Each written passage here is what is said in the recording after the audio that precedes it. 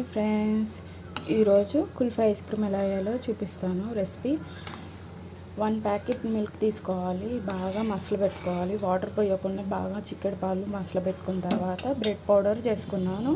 Bread powder వేసేసుకున్నాను. దీన్ని ఒకసారి కలిపేసుకున్నాను.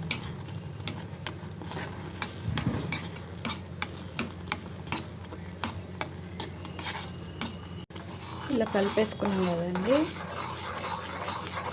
తర్వాత బాదం, కాజు, కొంచెం ఇలాచి, చక్కెర మిక్సీ పట్టి పెట్టుకున్నాం కదా, అది ఇలా పౌడర్ వేసేసుకున్నాం. బాదం, కాజు కచ్చపక్క మిక్సీ పట్టుకోవాలి. మొత్తం పేస్ట్ కావద్దు, పౌడర్ కావద్దు, లైట్గా. కొంచెం వెనిలా లెసన్ వేసుకున్నాం.